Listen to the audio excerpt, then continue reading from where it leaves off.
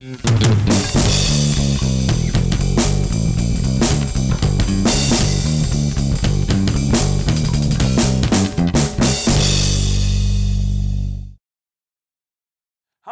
and welcome to GENO'S Picks, presented by the SBR Forum. Yup, love these guys, and they love us, and they want more than just football like you've always asked, and now you're finally getting it. It's a shame football season's over, right? Because you were with us. You rode my boy Joe's Giants last week, Giants and the under. Right, Joe? Right. Booyah, he's a very happy man, and we nailed the Kelly Clarkson bet. We hit the 3 bets that mattered, all right? And now we've got more picks for you with the NCAA and Saturday's slate. But first, before that, you know what really grinds my gears?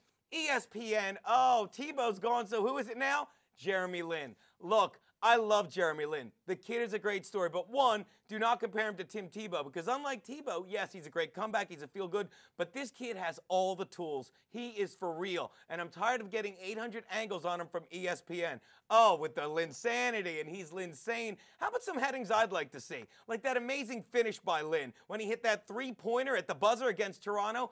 The back page of the Times should have said, another Asian happy ending. Am I right? But doesn't matter because ESPN can't get enough of them. Look, let me say this. If we paid half as much attention to all of Asia in the 60s that we have this one Asian guy in the past week, we would have completely avoided Vietnam. Am I right? But let's face it, people, this can't last forever. Melo's going to come back. He's going to screw up the chemistry of it. And let's face it, I can't wait for that first loss because I think the headline is going to read, they've exposed the chink in the Knicks offense. Let's get to some hoops. My first pick, Ole Miss is traveling to Kentucky to play the Wildcats at 4 p.m. Yeah, you have to say Kentucky, not just Wildcats, because the name Wildcats is as popular among black athletes as the Kardashian sisters. Yes, Kentucky is coming off a close game against Vandy. In fact, Vandy gave them a scare. They were trailing, actually, 63-61 with 3 minutes left. But Kentucky is a strong team. They're only 1 point away from being undefeated. And that loss to Indiana, well, you could look at it like a lot of people do, like it's a blemish on their record. Or you could look at it like the fat chick you banged in college. That one misstep let you realize you could score on anyone. Am I right? Kentucky can. And that's why, even though they trailed 63-61 against Vanderbilt, they came back and finished that game and won. And I'll tell you why. Because the Kentucky men's program is not like the women of Kentucky. Just because you put a scare into them, it doesn't mean they're not going to come back at you stronger. People, take Kentucky and the double digits they're laying. My next pick, number 25, Notre Dame is traveling to Philly to play Villanova at 9 p.m.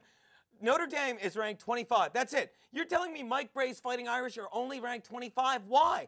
They are giant killers. You know what they did. Syracuse was undefeated. Then they went in and they played the Irish and they lost, given they didn't have 7-foot center Fab Melo. And then you had Marquette, who was highly ranked, and Notre Dame wasn't yet. They went in and they lost. Why? Because they didn't have 6'8" forward Devontae Gardner. What have we learned from all this? When you face Notre Dame, people, you better have a solid big man with you, because otherwise it's going to be like a stripper going to a private party. You're not leaving that place without getting screwed. Am I right? People, you know who the center is for Villanova? It is Mouphtaou, Mouphtauyaarou. I don't know how to say it, but I know there's 8 vowels. There's twice as many vowels in his name as Nova has conference wins. Nova stinks. Take the Irish.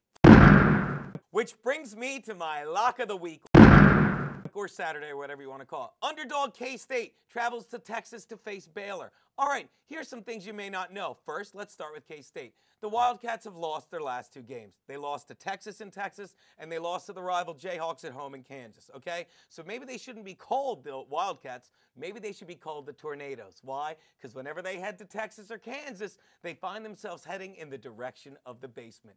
But here's something else you may not know.